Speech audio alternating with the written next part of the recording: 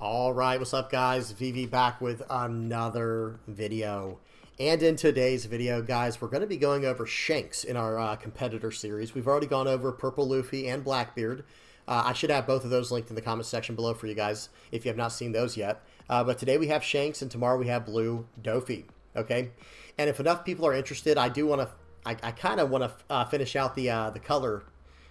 The color wheel, you know, and have a yellow leader that we have and a green leader as well. Yellow being probably NL and green being Bonnie. So that way we have a leader represented from every color.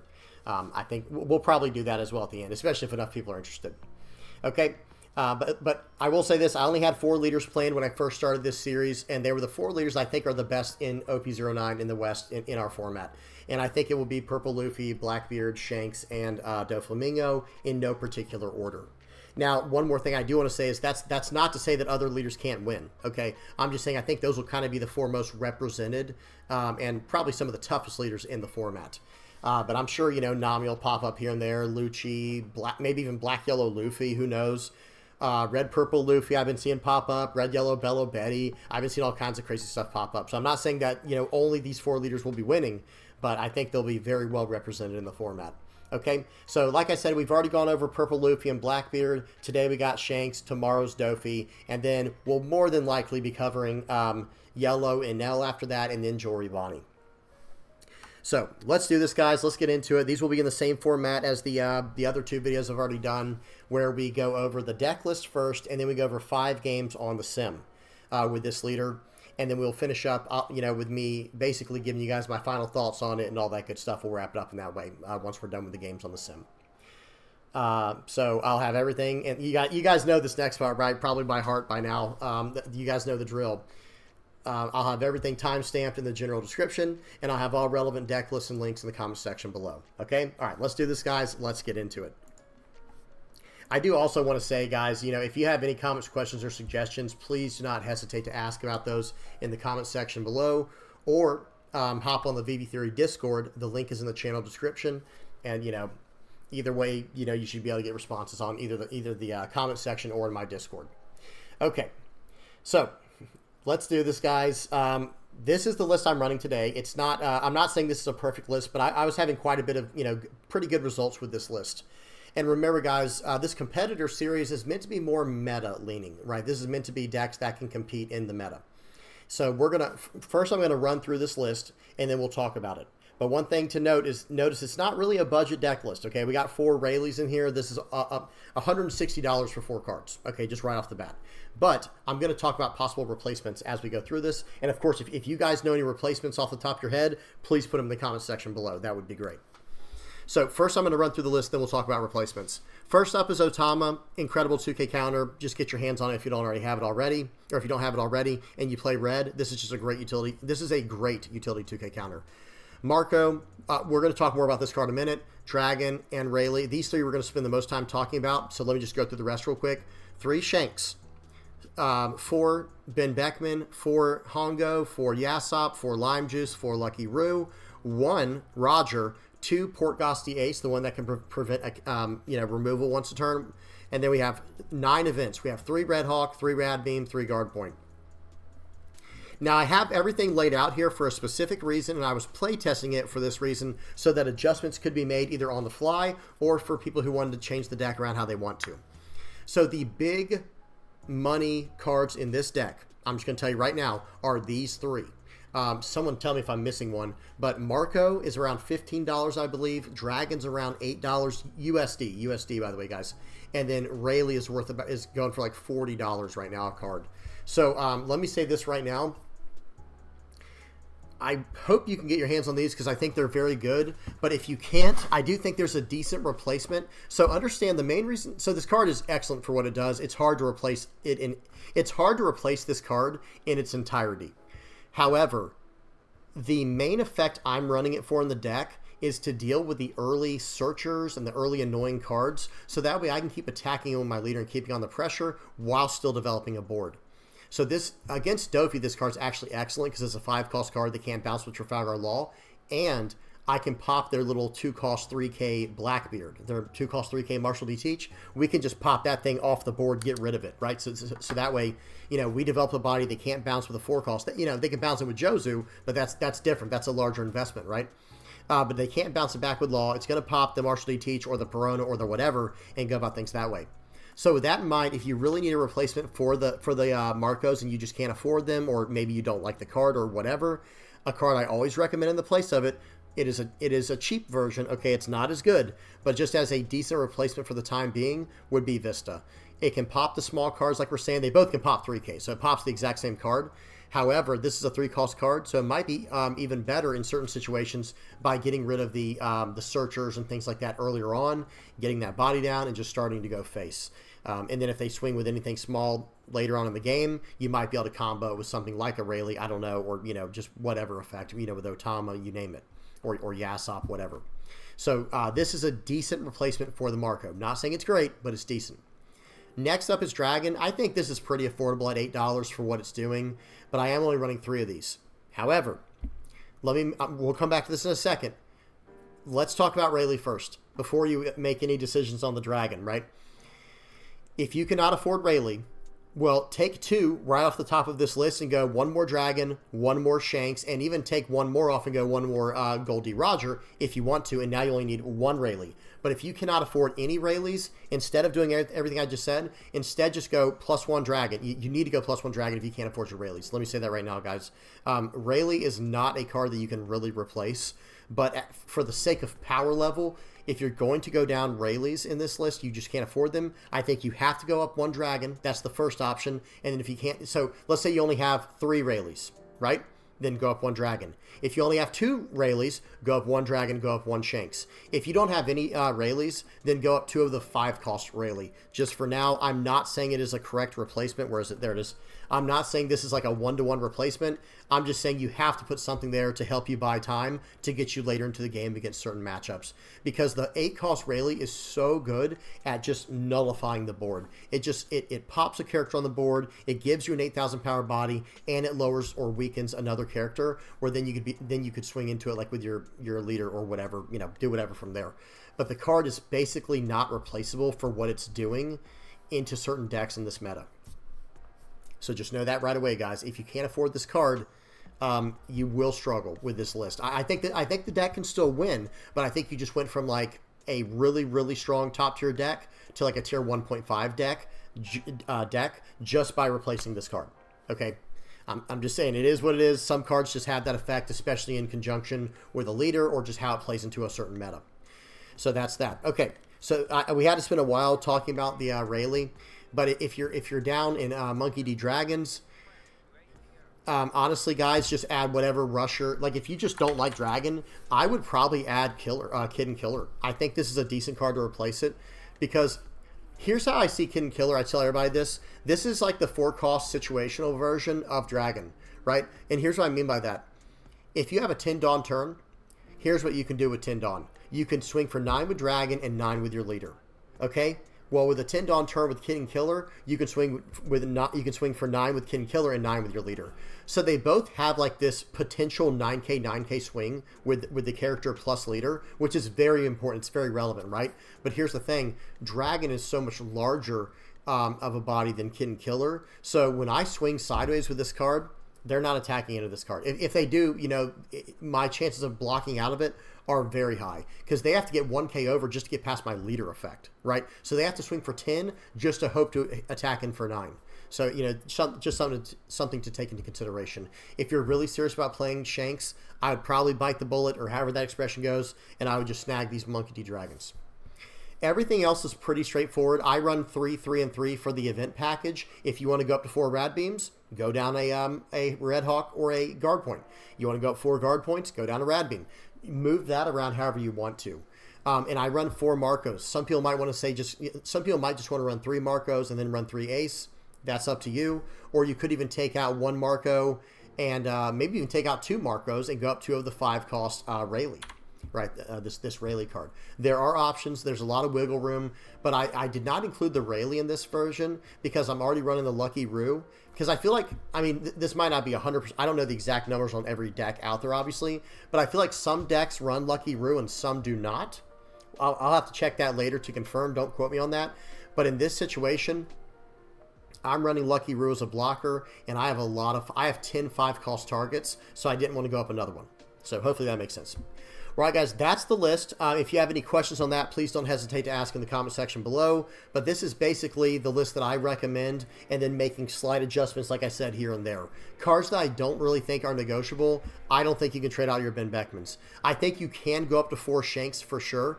I don't think you have to run Goldie Roger. I think some people might see this as like a win more card, but there are times where it kind of wins you a game because it's just so you can make some really strong plays. Like, you know, if you use enough finesse, you can make this card win you games when you probably shouldn't. But I'm running the Lucky Roos here. I think any of these cards are negotiable. The Yasop or the Lucky Roo, you can kind of move those around how you want to between the 5-cost Rayleighs and just whatever you're in the mood for. But if you can, guys, get your hands on these cards if you're trying to play Shanks. I think they're just so important moving forward. Some people might argue against the Marco. I can understand that. Or the Dragon, I don't know. But I don't think you can argue against the Rayleigh. It's really like the backbone of the Shanks deck, in my personal opinion. All right, guys, let's do this. Let's get into some games. Let's quit the yapping and just see it in action. All right, so I'm going to go full screen here. Let me put my camera back. Look at it jumping around. That's so annoying. Okay, good enough. And here we go. First game up. So volume's off. Speed is on 2x. And here we go, guys. We got a game versus Purple Luffy. Starting off hot. The first game is going to be against Luffy, and then Blue Doffy, and then Lucci, and then Blackbeard, and then Nico Robin. So we got some real bangers lined up for this leader, for this deck. So they're going to swing in for 5 here. We're just going to hit him with a leader effect. Pause. The leader effect, I don't think you should think too much about it when you're first starting off learning how to run this leader. Just use it to get whatever value you can up front when you're first learning how to play the leader. Now, over time, sure, figure out what you need to do, you know, have every matchup lined up perfectly. But generally speaking, just use the leader effect immediately. Just use it immediately until you can see other things that are lined up, especially once they develop a board. Then you can save it for specific attacks. Okay, so they're going to play out the Trafalgar Law Searcher here. I think it's a top 4 searcher for a 2-cost or higher purple card that's Straw Hat. Actually, I don't think it has to be purple, but it's a 2-cost or higher, hang on, pause, Straw Hat Crew or Heart Pirates card. So they play out the 2-cost Nico Robin. So remember what I was saying about the 5-cost Marco, by the way? It would make quick work of that Nico Robin. You know, that's another nice thing about that card. Just get it off the board, one less thing to worry about. I really like 5-cost Marco in this format, guys. I really do. Or even the 4-cost Nami, it can deal with that as well. Okay, so they're going to play a Zoro. Got the Gum Gum Red Hawk on the screen there. So right here, I'm not going to use the leader effects because I'm going to Red Hawk and get rid of their blocker. I just want that thing off the board, and now I can do other stuff from here. So we're going to swing in for 6. Let's see what they choose to do. They're going to 2K counter out. Perfect. And we're going to play out the 5-cost Ace. This is a very sticky character. It's very hard to get him off the board, especially when he's not rested. Okay. It's unfortunate I didn't draw like one Ace and then one Marco this game. Instead, I draw my only 2 Aces. I drew my only 2 Aces. So they're going to play out a Luffy. They're going to swarm the board with another Zoro, filling up their hand, filling up the board at the same time. And here we go. They're going to swing in for 6. I'm going to take this one, and then I'll just get out of the leader effect for free. Very good. And here we go. So I am going to start going for the board in this situation. There is an argument to go for life, but he's taking his own life for me. I'd rather just go for this board here and just keep eating these cards up out of his hand. Because he'll be on 10 Dawn next turn, I believe, right? 4, 7. Actually, he'll be on 8, but he can ramp to 10, I think. We'll play out the Ben Beckman. Again, we're going for the board, but we're also establishing a board in the process. That's why Ben Beckman is so strong. That's why Rayleigh is so strong. They're just excellent in those ways. Okay, so now, do they want to attack into my 6,000 power body? Maybe, because that's going to be much easier for me to protect than my 5,000 power leader, right? So they're going to go 8 into 5. I do think that's the right call. I'll take this hit because it's the biggest one. Swing for 6. We're probably going to do a 2K counter here. So we're not going to use the leader effect here. We're going to 2K counter. And let's see what they do with their leader. Then we can choose to use our leader effect depending on what they do. They're going to play out a Eustace Kid. Very interesting. Load up for 3. And they're going to swing for 8 into 6. Okay, we're going to do -1 and then 2K counter out. So you see how that leader effect. So pause, guys. Did y'all see what I did there? It was nothing crazy. I saved my leader effect for his leader. That's another thing you can consider doing. If you're trying to just always get like a decent level of value from your leader effect, just save your leader effect for every time their leader attacks. Right, so that way it's a 1-to-1 type of situation where I'm always getting my leader's always negating their leader's attack. My leader's effect is negating their leader's attack, or at least to some extent, right? So they swing in for 8 here into 6. That would have been a rough thing to counter out of. I'd had to give them 2 cards, but instead I do -1,000 power to the leader, knock them down to 7 into 6, and I can 2K counter out of that very easily. Okay, so here we go. Whoops, sometimes it doesn't start. There we go. I give him the Otama. I do have 2 1-cost 3Ks in hand. Those guard points are very nice. And I'm on a 10 Dawn turn now. Very good. We're going to minus that there. And then we're going to pop this. So right here, this was a little bit greedy. I think looking back, I should have done -2 to the Zoro so I could swing 5 into 4 and probably get out of that very easily. But, you know, it is what it is. We made the decision. We're going to attack first. 7 into 6. Let's see what he does. He only has 5 cards left. Remember, I've been going for his board this entire time. Yep, 6 into 6. Let's see if he counters out of this. Lets that go as well. Sure. So now we're going to swing 6 into face, and it is going to be their turn. We left 1 Dawn active for our guard point, or even a Rad Beam if we draw it from our life or something like that. Okay, they're going to play out the 9-cost Lin Lin. At that point, I think the card is very good, but I think I have too much tempo on the board, and they can't even remove my smallest character. So watch what they do here. They're going to go they're going to try to move my what's his name, Ace to life, and I'm probably just not going to let them do it. So we'll use the effect, and now he gets -2,000 for the turn. He'll swing 6 into 4. Okay, no problem. I could leader effect 2K if I had one, but instead we're just going to use the guard point. And here we go. So I negated their Charlotte Linlin's effect. They can't. Charlotte Linlin can only hit a 6 or less character, so they can't even target my Beckman or Rayleigh. So 6 into 5 here. 6 into 5. 7 into 5. 8 into 5. Okay. And that's going to drop them really low, and then we're going to slam down another one. We're going to slam down another Rayleigh, lowering their Linlin to a 6K, and then bottom decking their guy. Their Trafalgar Law. Okay, so let's see what they choose to do here. They have a lot of cards in hand, but at the same time, okay, they're going to play out the Charlotte Linlin, and watch this. This was confusing to me. They choose to not try to make me gain a life with my Ace, which drops the power down, and then they didn't realize that their attack was 6, and they immediately left the game. They left the game immediately at that, because I was just going to -1 with my leader effect. They had thrown the game at that point, I think. So what they were supposed to do, I think, and by the way, notice my hand, it still doesn't change anything. So what they were supposed to do there was push the Ace back to my life. Well, at that point, I might have actually let him have it. Right? I might not have kept it on the board, realized that, you know, right up front. I might have just let them push it to my life, and I go up to 4 life. However, if I chose to leave it on the board, which I could have done, watch this. He swings 6 into 4, right? Okay, guard point goes up to 9, right? He gets right out of that, no problem. Or excuse me, he go from 4 to 7, so 7 gets out of it at 6. And then if he swings him for 6 with his Luffy, which means he's basically conceding the game. If he doesn't leave that 1 Dawn active for a Gum Gum Giant, he basically has no chance, right? But if he tried to swing in with a Luffy, then I could use my leader effect to drop him back down to 5, and I could 1K if I needed to. Or I could just let him go. You know, it doesn't matter. Because at that point, what I'm going to do is it's going to be swing 9 Rayleigh, and then answer from there whatever he does from hand and from life. Good game. That was a good one to start on. Next up, we have game versus Blue Doflamingo. This is a interesting matchup. I think it's very winnable for either player. I think it's pretty 50-50, especially if you're building your deck in a certain way. With the Marcos, with things like Marco, with things, you know, of course, you're going to run 8-cost Rayleigh, obviously. And they're going to start off with a Sengoku search here. I have nothing. We're going to pass. I think I drew enough 2K counters this game. I am running 12. Maybe there's an idea to go down to 10, but I don't know. I like how defensive this deck is. They're going to show an Odin on top of their life. Guys, this is a spicy game. I do remember this. Okay, so real quick, this is why I think Shanks is very strong into Blue Doffy, but Blue Doffy is also strong into Shanks, so hear me out. whenever they go to swing for 7, which is a very natural attack for Doffy to swing for 7 with their leader effect, swinging 7 with their leader effect doesn't do enough, right? Because we can just -1 and then 2k counter out with our leader effect.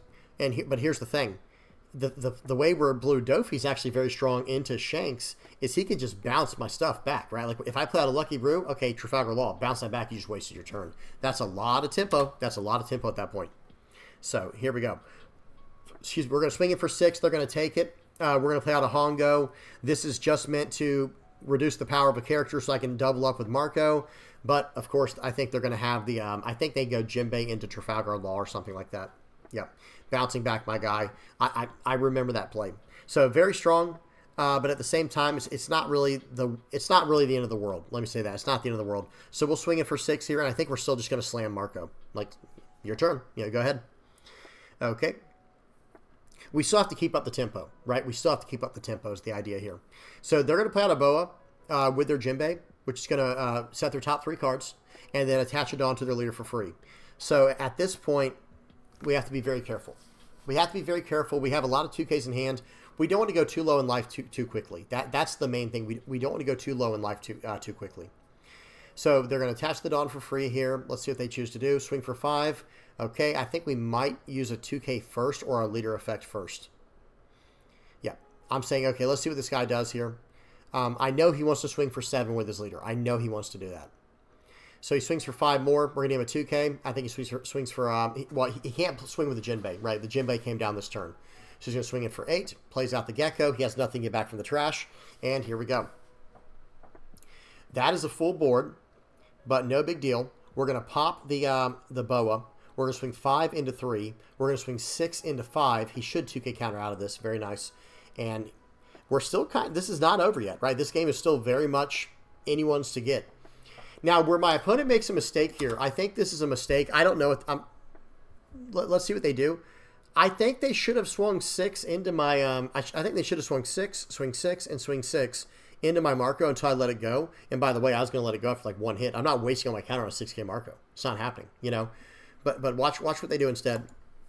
I think they Gravity Blade, if I'm not mistaken. I think that's a play mistake. Give him that. Swing for 5. Okay. I'll take it. Go down to 3. Oh, it plays out the Odin. This isn't the turn I was thinking of. But I would... Okay, so I see why they didn't swing in now. But I will say this. I don't think Odin is the greatest card to run in this deck. I just don't think it's the way to go. You guys tell me what y'all think in the comment section below. But when he dropped that card, I literally went like this. I was like, whew, okay, well, that was a close one. I thought I was going to lose this game, right? And that sounded bad. But y'all know what I'm trying to say. It was like, man, that was a close one. Because I was in trouble. I was in trouble right there, right? If he had kept flooding the board, that's the bigger threat to me. Not dropping one big character, even if he can double attack. I really don't care too much about it. But hey, game's not over yet. We still got a lot of game left. I'm going to go 5 into 4. Going to go 6 into 4. His board's gone. He just lost his entire board. He just lost his entire board. And I just swing it for 12. Now what does he want to do? The Odin is a 9K body. And watch this. He thinks he's just going to get a quick, cheap attack out. I think he swings for 9. With double attack here. Trying to see what I'll do. Well, okay. How's about -1 with my leader? And I'm just going to go 2K. And then next turn, we'll see what we can do about going for lethal. Okay, so we do that. So, his follow-up here is going to it really depends what he does for his follow-up, right? If he played out something big again, like a 10-cost Kaido or something, that would make this game very interesting. That would make this game very interesting, where I'd probably be in quite a bit of trouble. I would just have to go for lethal. Just load up as big as I can and just go for lethal and everything. But as is, we're going to have to, how do I say it? We're going to try to fight for this board a little bit. Okay, so he does take out the Rayleigh. He has decided to go for the board finally, which was smart. Plays out the Gecko Moria, gets a 2K. I think his Sengoku grabbed a 2K as well. And we draw Shanks for the turn. Very interesting. That changes things, right? That does change things. Because that could basically make his Sengoku into a 0, make his Gecko Moria into a 3, and then we're where we're at. So watch this, guys. We're going to swing. So I think I did this in the wrong order. I think I should have slammed down the Shanks first and just everything into the Odin before he gets to draw cards. So I swung for 5. He did 1k counter out. He does have to respect my attacks here, because if he doesn't, then guess what? If he takes this hit, I can go, okay, swing 12 Shanks, swing 12 Shanks. You know what I mean? But he could also be baiting me. I know he's baiting me. He took too long to take that. He made sure he had 12 to get out of, for sure.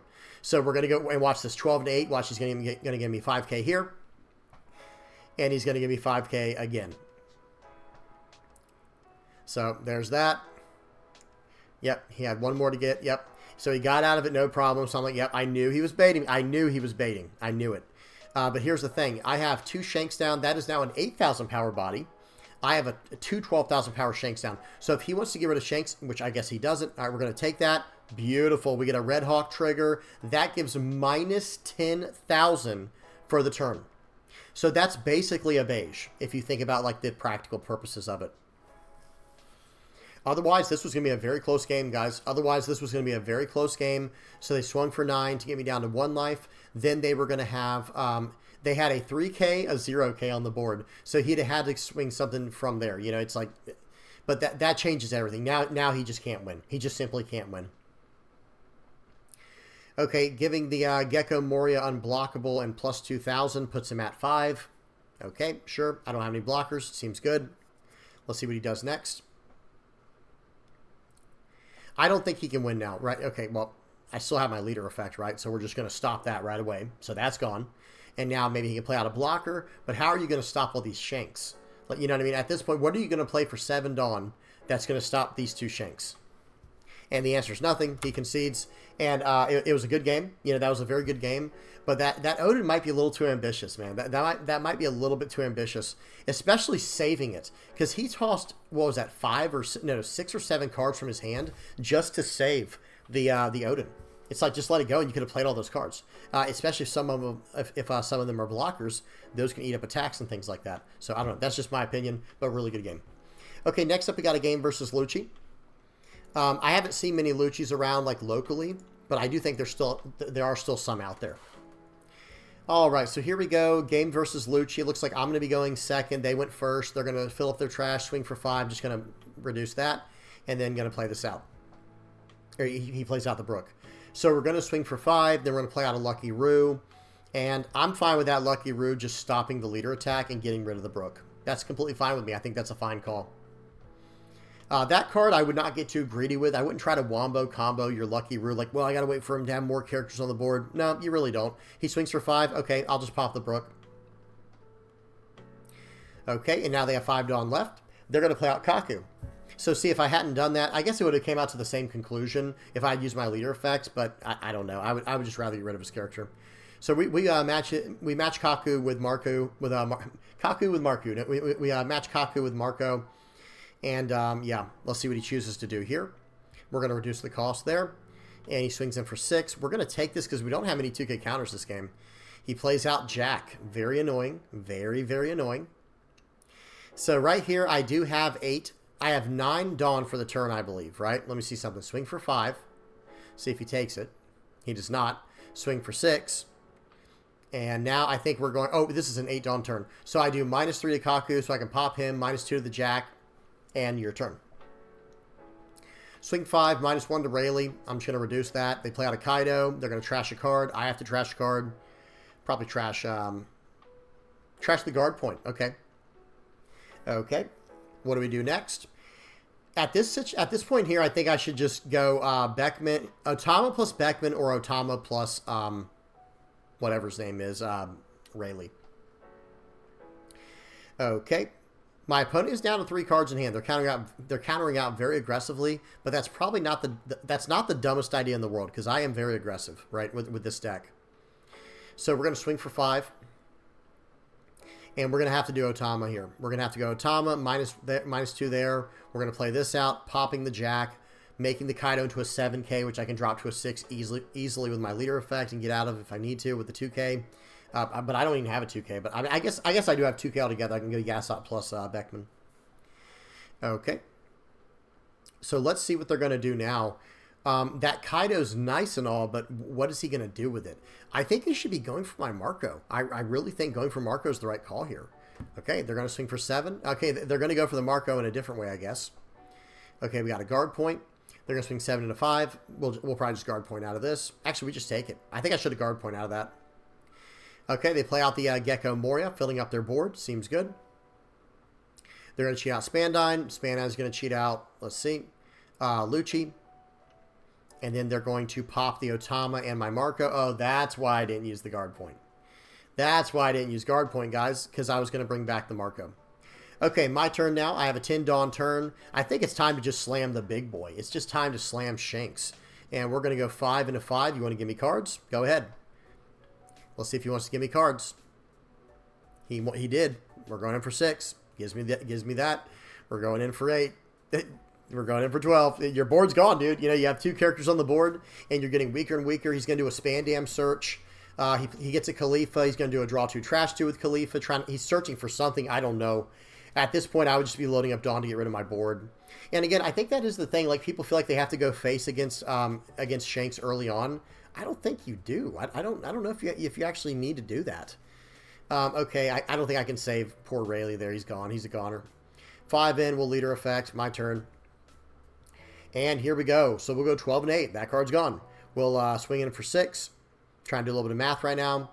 We will play out the Yasop. +1. Swing in for 6 more. We'll play out Lucky Roo. It's over. Like, at this point, it's over. Every character he plays is -1,000. I have a blocker that can pop characters now. I have, you know, my leader's at 6,000. I have Dragon in hand. I've got a Radical Beam. I don't know what they're supposed to do in this situation. This is the situation. If I'm playing live, I would just concede, right? If this comes up live, like, hey, good game, you got it, dude. I don't know. I guess you should always try. You should always try. Okay, so he's going to swing. I'm just going to -1. I don't, yeah, oh yeah, I was saying, why did I do that? I'm already at 6, but he did +1. Plays out another Gecko. Okay. Seems good, but I think I'm just too far ahead now. Play out the Spandine. Play out the Lucci. Okay, he's going to pop my Shanks. Sure. Fine, whatever. Not a big deal. Okay, so right here, they do have a Rebecca, which is annoying, but I think we're just going to go 7s. We're just going to keep going 7s here, guys. I could bend Beckman to pop the Rebecca. They use it right away. Appreciate it. So we'll go 7 again, and then it'll be 7, and then 7. There's just no way out of it. Okay, so we'll play out Dragon. We'll do it the fancy way. Maybe that was BM. I don't know. It wasn't intended to be. I was just trying to finish the game out and have as much relevant attacks as possible. But that was a good game versus Lucci. Next up, we have a game versus Blackbeard. Okay, we got another game against a leader here in the black card pool. We got Blackbeard. And volume's off. Speed is 2x. And here we go. This is like I feel like this is going to be a classic matchup here. The Shanks versus Blackbeard matchup. Could be wrong, but I will say this one I think is not too hard if you can go wide enough. I don't know how Blackbeard does against Shanks the more I think about it. Like I don't think how do I say this? I think either leader can beat either leader. I think, you know, it's going to come down a lot to pilot skill, and hey, that shows a pretty good design. But I don't know which one is like technically favored. You guys tell me in the comment section below. I don't really play enough of this matchup into it, but if I had to guess, I feel like Shanks is slightly favored. I could be wrong. I could be wrong. Maybe it depends on the pool. Maybe it depends on the pool and who's going first. That usually does matter quite a bit. Okay, just going to negate his leader attack here. Now right here, oh, it also depends on what version of each deck each person's running. So like Portgoss the Ace, you're not KOing that card. You know, with all the removal you have. Well, I guess they could. They could remove it if they're running Black Hole and some cost reduction. Okay, but hey, how many of those are they going to get off? So I played out the Lime Juice early so I could start eating up these chump blockers, or not chump blockers, but these little like the cards like Lafitte, the cards like Doc Q. That's why I played out a Lime Juice, so I could start attacking into those. And here we go. They're searching with their stage. They're going to play out Stronger. So it looks like they're going to do what we just said. They're probably going to do Stronger to -2,000 to my Ace. Hit it with a Liberation. Or a Black Hole. It's gone. It negates the effect on the card. They're going to swing in for 6. We'll probably take this one. We will not use Red Hawk there. We don't need to. And let's see what they want to do now. Oh, they didn't want to swing with Burgess. That was very wise because I was about to be on a 8 Dawn turn there. Now he did use his leader effect. So I swing for 5. He's going to take. He's going to take this 9. There's no way he's going to not take this 9, right? Okay, he takes that, and here we go. One thing about Shanks is I feel like you just keep slamming these big characters, and you just call them out on it, saying, "Hey, can you remove him or not? Because I'm going to have a leader effect, and then whatever counters in my hand. So if you can remove him, go ahead. If you can't, you're in trouble." So they're going to play out the Lafitte. This is why I played out the Lime Juice. They're going to load up 4 on Burgess. They load up 6. They're going to go 14 into 9. We'll do minus 2,000 or minus 1,000. Then we'll go plus 5,000 to get out of that. I think that's what just happened. We're going to save that character at all costs, guys. We're not just going to let them have that character. So we'll go 3 in there. Let's see what he does. We'll play out the Shanks. We'll go 9 into 8. He can give me a 2K counter here. We'll go 12 into 8. Can't save it. And we'll go 5 into 5. Your turn. Yeah, it's over. So even with 3 teaches in their hand, they have to get rid of the big boys. They have to get rid of those, right? Because right here, what do? They play out teach, and they shut down my Shanks, right? Like that would be their play, right? I'm assuming that would be their play. They shut down the Shanks. Okay, well, you can attack into my Lime Juice. I don't need the card. Because what I'm going to do is I'm just going to load up. I have 9 Dawn I have a 9,000 power attack in Dragon, and then I have a 5,000 power attack in my leader. So you add those up. 9 plus 5 is 14, and then you add 10 Dawn to that. So that's 24,000 power. So I'm just going to swing 12, swing 12. One of those is going through, right? And then the next turn they have to keep using the whatchamacallem, I can't remember the teaches to stop my one attack, my one guy. Actually, you know what? I just thought about it. I would not do that attack I just said where I swing 12. I think what I would probably do is I would probably just swing everything on Dragon, or like a very large number on Dragon, play out a blocker, and play out my Gum Gum Red Hawk. So just kidding. Scratch that entire idea I just said. That was a lazy thought. No, I have everything I need in my hand. I would play out Lucky Roo. Now he can't even... Well, okay, let me say this. I would swing with both my with Dragon and my leader, because there's no reason not to. And then I would play out Lucky Roo and then sit on a Gum Gum Red Hawk, which will pop his Doc Q if I choose for it to. You know, I could choose not to do it, I believe, to pop it, because I might not want him to draw a card. So, I don't know. Long story short, what it comes down to is, like, when he goes to play out this teach to lock down my guy, I've gotten a little too much advantage on the board at that point. I can start really going through. I really start blasting through. Another option, we got to talk about one more option before we move on, is if he chose to attack my Lime Juice, I could have -1 to his leader and then gone, 2K out of it with an Otama. And then the next turn I could have gone like 999, I think it would have been, because then I have a 3K attack, a 9K, so that's 12 plus 5 is 17. Across, and then 10 Dawn, 27. Yeah, that should have been 3 9K attacks. So that's another thing. And would it have gone through? 2, 1, and 1? Yeah, that would have gone through. So quite a few different ways we could have done that. Okay, we got one more game, guys, versus Nico Robin. Excuse me. That was random. My throat just gave out on me. Let me take a sip of my water, guys, and we'll be right into this game. Actually, I'll keep it on play. 1 second.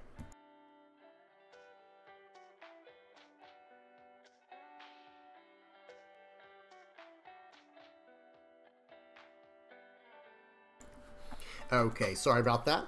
So we got out of their first attack there, it looks like. Hang on, let's go back. We do have to go back here and see what happened. So Nico Robin went first. I think I won the dice roll and chose to go second. They're going to load up for 8. Okay, well, they trashed that and ramp it on. We'll go -1 and we'll hit him with a guard point. Guard point is just really good, guys. Guard point's really nice with this deck because it's practically a 4K, with your leader effect. Your 3Ks are 4Ks, your 4Ks are 5Ks with the leader effect. They play out the Sanji. What are they on now? So they ramped up to 6 Dawn. They're probably going to slam down a 6 cost Nico Robin. Yep. Excuse me. As to be expected, very strong. And they chose not to attack because I would have blocked with Lucky Roo and I would have gotten rid of their Sanji or their Nico Robin. They're in a checkmate situation. So Lucky Roo's just chilling though. Like so what are they going to do, right? That's the question. And I don't get too gritty with my Lucky Roos, guys. If they attack him with this Nico Robin, okay, I'm just going to give you Lucky Roo to get rid of your Robin. Perfect. Okay, you're going to swing for 9. Okay. Well, actually, we'll probably take this one because of the Banish here. So obviously we had to do that the right way. But hey, guess what? Lucky Roo KO's based off your original power. So there goes the Nico Robin. And that was absolutely perfect for me as far as like what I was trying to do there. I got to draw a card from my life and not get it banished. So we'll go 7 into 5. They have 1 Dawn left. Okay, they're going to use it for a Gum Gum Giant. Trashing a Beige. Interesting. They must have a really stacked hand. And I'm swinging for 8. They take it. Any triggers? That's always the scariest thing about going against a yellow deck is what triggers do they have. So I'm swinging on him to do his trigger. Very good. There was nothing. Play out another Lucky Roo. Lucky Roo just keeps stopping this leader attack.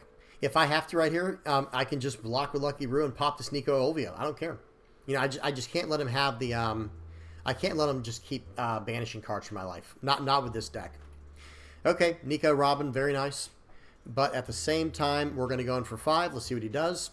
We got a 10 cost Shanks coming down, guys. Swing 10, swing 6, swing 12.